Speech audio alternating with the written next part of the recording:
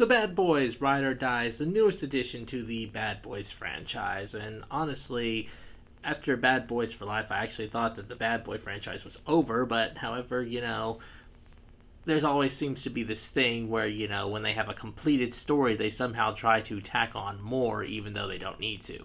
But that's Hollywood for you. So this movie stars Will Smith and Martin Lawrence, of course, playing their signature characters, Marcus Burnett and Mike Lowrey. They are still working for the Miami PD, doing their thing in Bad Boys fashion, only to later find out that their former captain, Captain Howard, who is played by Joe Pantanilo, I'm probably saying his name wrong, I'm sorry about that, he is currently being framed by the drug cartel and saying that he was in league with them somehow. So they go on a new case to clear his name, to show that this is all, wrong, and that he's being framed about this, only to later become fugitives themselves and now are being hunted by not only the cartel, but like the whole city of Miami, and they have to take them down, of course, in Bad Boys fashion. I mean, that is the main story here, but however, with everything that was going on, I found that hard to believe because there was so much other stuff going on over here and over there too as well. Let's first start off with the thing that we know that Bad Boys is known for, and that is the action sequences. Of course, with all Bad Boys movies, since it's been going on for almost 30 years, Bad Boys has always been known for their action sequences because they're just fun moments in the movie, and this one was no different. I mean, there were definitely some moments where I felt like, okay, that was kind of, probably unnecessary. Like, I felt like the moment where they had like a first person shooter kind of moment, constantly passing the gun back and forth, that kind of felt like, that was kind of like unnecessary. But I mean, there were moments, of course, I felt like they were paying homage to, the original Bad Boys. Like, of course, you see the scene in the trailer where they go to the gas station and they're, of course, getting mugged, and they like take down the mugger like in their usual fashion, like this is annoying to them. I was like, this is paying homage to a Bad Boys movie. It's like they've gone through this situation so much that it irritates them. Well, it seems like it irritates Will Smith more than anything, but it was hard to tell if he was more irritated that it was happening or the fact that Marcus was taking so long to get back in the car. But, I mean, action sequences were fun. They were a lot of good moments where the camera was in slow motion, but I just felt like there were some moments that were a little bit unnecessary. So, but overall, though, if you want a good action flick, this movie is definitely something you should watch this year. Next, I want to go into the part that actually kind of surprised me, and that was with the characters themselves, our two main characters. Now, for anyone who's seen a Bad Boys movie, we both know what Will Smith and Martin Lawrence's characters are, of course. They're both pretty much the yin and yang of each other, and they kind of balance each other out.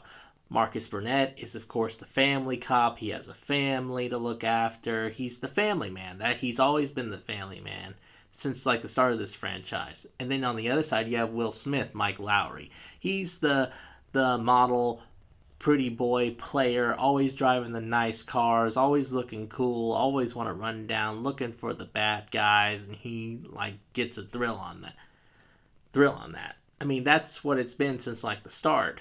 But in this movie, it's kind of like they flip places. I say kind of because they don't totally flip places. I mean, Marcus Burnett is still the family man, but however, he like has some sort of, epiphany in his life, and then all of a sudden he like goes from family man to badass family man, and like thinks he is invincible and can just stand up and just start shooting people down, and like has these philosophical moments where they go from funny to just downright weird. He says a lot of them in this movie. But then the big flip, of course, was with Mike Lowrey. I mean, he still has the cool look and everything, but he is now a married man, which actually kind of disappointed me in a way. I like Mike Lowrey as the character he's always been, the player, the cool guy driving all the nice cars. But now he's a family man, and he's now more like Marcus. He's always stressed out. He's always like making sure to come back alive since he's got a wife now to look after. But I mean, it just seems weird because now they're not really the yin and yang partner anymore. I mean, Marcus Burnett is not fully the player, and Mike Lowrey is becoming a family man. So it's like they kind of collide a little bit, and it's so different, and the chemistry is so different now in this movie than it usually is with the two of them. Because now it's sort of like one is now stressing and one is kind of delusional. So, I don't know. I mean, the chemistry in it still kind of fits and flows well, but it's just really preference to the person, I guess, of whether they like this chemistry or would rather have the original chemistry that Bad Boys has been.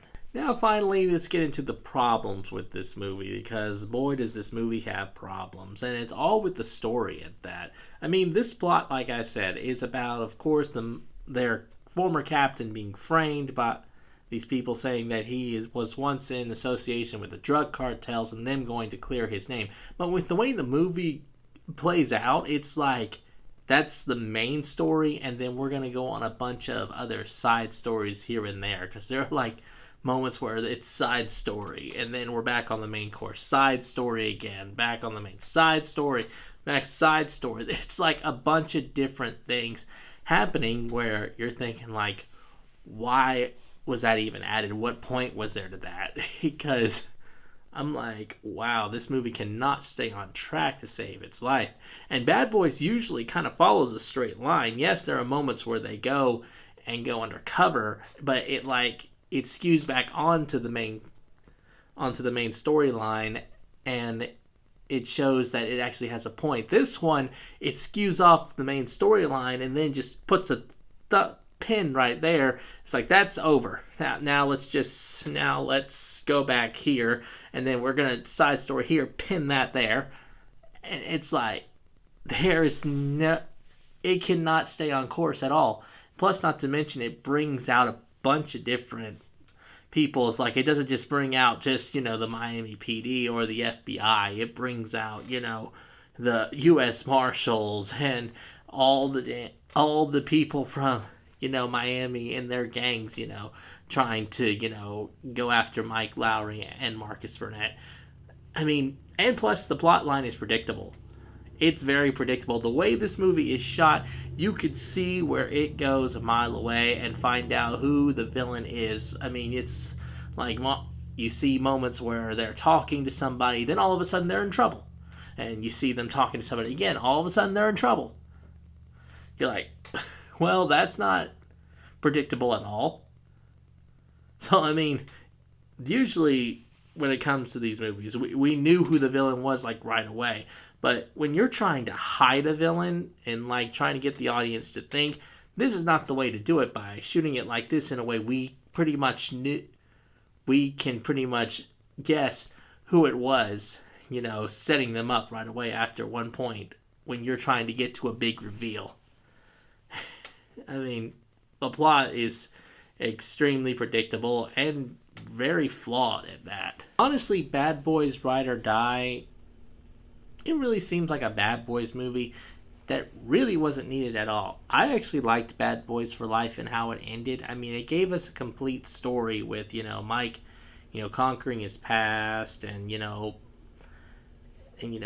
the captain dying and a new captain being named. I mean, I think it could have ended just where it was. But, I mean, of course, Hollywood's going to try and build off of something and try and keep something going as long as they can, because they want to squeeze us for as much money as they can. But this one just didn't seem like all that great of a movie as expecting. I mean, don't get me wrong, it was fun. It is fun to watch. Bad Boys is always a fun movie to watch, whether the story kind of flops or is amazing. But this just feels like not really even a Bad Boys movie. I mean, it's just like it's taking a bunch of different pieces from other movies and sticking them together, which it seems like that's what Hollywood does since there's not a lot of creativity anymore.